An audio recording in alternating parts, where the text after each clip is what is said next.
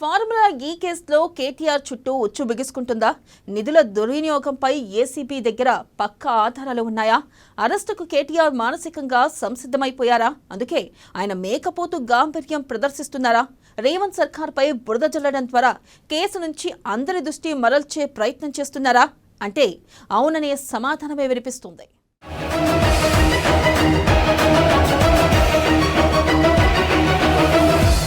Formula ఈ car race నిర్వహణలో అవకతవకలు జరిగాయన్న ఆరోపణలకు సంబంధించిన కేసులో బీఆర్ఎస్ పార్టీ వర్కింగ్ ప్రెసిడెంట్ కేటీఆర్కు కష్టకాలం మొదలైందన్న ప్రచారం జోరుగా సాగుతోంది.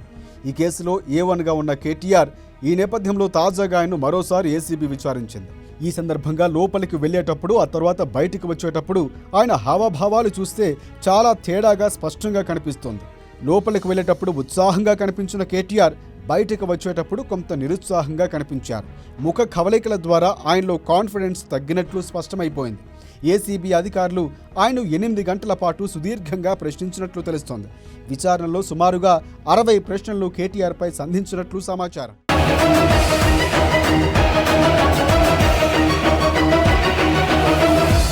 ఫార్ములా ఈ కేసులో ఏసీబీ అధికారులు కేటీఆర్ను ప్రశ్నించడం ఇది రెండవసారి. ఫార్ములా ఈ ఆపరేషన్ కంపెనీ ప్రతినిధులు ఇచ్చిన వాంగ్మూలం ఆధారంగా దర్యాప్తు అధికారులు ఆయన్ను ప్రశ్నించారని సమాచారం. ప్రధానంగా హెచ్ఎండిఏ నిధుల దుర్వినియోగం, రాష్ట్ర మంత్రివర్గ ఆమోదం లేకుండా నిధులు ఎలా మళ్లించాడన్న అంశాలపై ప్రశ్నించినట్లు టాక్ వినిపిస్తోంది. అయితే గతంలో లాగే కేటీఆర్ పాత వాదనే వినిపించినట్లు సమాచారం.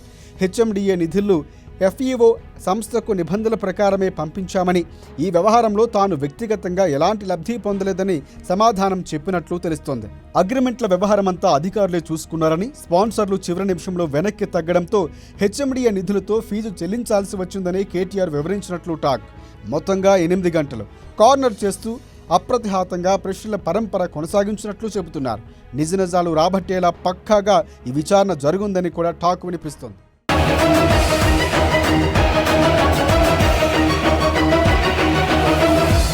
ఇప్పటికే ఓసారి విచారణకు హాజరైన కేటీఆర్ సోమవారం హాజరైనప్పుడు ఫోన్లను వెంట తీసుకురాకపోవడంపై కూడా చర్చనీయాంశంగా మారింది ఈ అంశం. కేటీఆర్ సెల్ ఫోన్లను సీజ్ చేసేందుకు ఏసీబీ ప్రయత్నిస్తున్నట్లు తెలుస్తోంది. అయితే ఇలాంటిదేదో జరుగుతుందని ముందే అంచనా వేసిన కేటీఆర్ విచారణకు కావాలనే మొబైల్ ఫోన్లను తీసుకురాలేదన్న టాక్ వినిపిస్తోంది.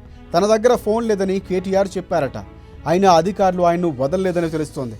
ఈ మేరకు కేటీఆర్కు 2 రోజులు డెడ్లైన్ పెట్టినట్లు ఒక సమాచారం ఉంది. ఫార్ములా ఈ కార్ రేసు సమయంలో జరిగిన వాడిన ఫోన్లను జూన్ 18లోపు అప్పగించాలని అధికారులు ఆదేశించారు. ఈ నేపథ్యంలో ఆయన ఫోన్లపై పెద్ద ఎత్తున ఇప్పుడు చర్చ జరుగుతోంది.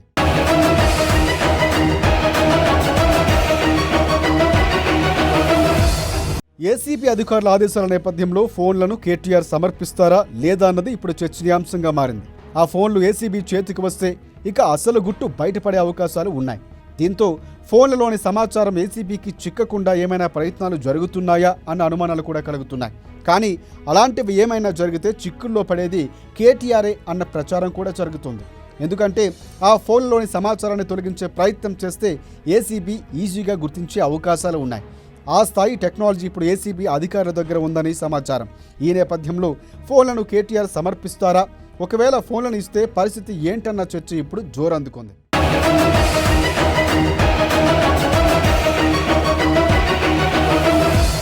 విచారణ తర్వాత నీరసంగా బయటకు వచ్చిన కేటీఆర్ తెలంగాణ భవన్లో ప్రెస్ మీట్ పెట్టి ఒక్కసారిగా మేకపోతు గాంభీర్యాన్ని ప్రదర్శించారు. ఉదయం నుంచి తనను అడిగిన ప్రశ్నలే తిప్పి అడిగారంటూ కవరింగ్ ఇచ్చేశారు కేటీఆర్.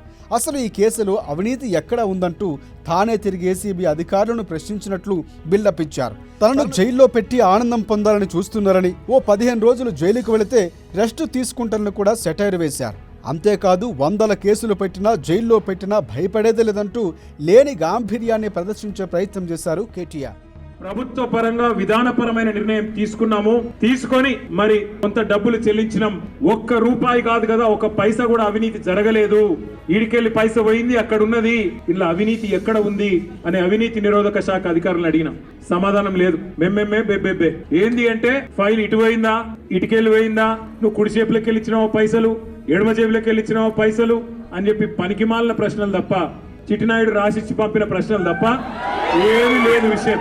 అందుకే నేను మొన్న చెప్పినా మళ్ళీ చెప్తున్నా, ఇది లొట్ట పీస్ కేసు, ఈయన ఒక లొట్ట పీస్ ముఖ్యమంత్రి.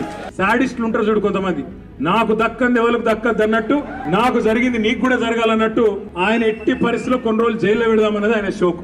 అందుకే నేను ఇలా అధికారులకు కూడా చెప్పిన, మీకు పైకి వెళ్ళి రావచ్చు ఆదేశాలు, ఇప్పటికే దబ్బన వస్తే పెడితే పెట్టుకోర్ర పోయి ఏముంది, మీరు పంపితే కూడా 15 రోజులు పోయేస్తా, ఏమున్నది, మంచిగా రెస్ట్ తీసుకొని వస్తా అని చెప్పిన. కేటీఆర్ మాటలు బట్టి చూస్తూ ఉంటే అరెస్టుకు ఆయన మానసికంగా సిద్ధమైపోయారా అన్న చర్చ కూడా జరుగుతుంది. ఎందుకంటే ఆధారాలన్నీ ఆయనకు వ్యతిరేకంగా ఉన్నాయన్న గుసగుసలు వినిపిస్తున్నాయి. ఇదంతా గమనించే రేవంత్ సర్కార్ను కేటీఆర్ బద్నాం చేసే కుట్ర చేస్తున్నారన్న అనుమానాలు కూడా కలుగుతున్నాయి. లేకపోతే ఏసీబీ విచారణతో రేవంత్ సర్కార్కు ఏంటి సంబంధం? విచారణలో ఏం జరుగుతుందో చెప్పకుండా కేటీఆర్ డొంక తిరుగుడు మాటలు ఎందుకు మాట్లాడుతున్నారు? బీఆర్ఎస్ పార్టీ పాలనలో జరిగిన కేసు గురించి రేవంత్ సర్కారుకు ముడిపెట్టడం ఎంతవరకు సమంజసం? ఇదంతా డైవర్షన్ పాలిటిక్స్లో భాగమేనన్న వాదన కూడా వినిపిస్తుంది. కేసు నుంచి ప్రజల దృష్టిని మరల్చేందుకే కేటీఆర్ ఇదంతా చేస్తున్నారన్న ప్రచారం కూడా ఒకవైపు జరుగుతోంది. అయితే ఆయన ఎన్ని ప్రయత్నాలు చేసినా అరెస్టు తప్పదన్న వాదన కూడా బలంగా వినిపిస్తోంది. అవన్నీ తెలిసే కేటీఆర్ డైవర్షన్ టాక్టిక్స్ చేస్తున్నారని కూడా విశ్లేషకులు అంచనా వేస్తున్నారు. చూడాలి మరి ఏం జరగబోతుందో.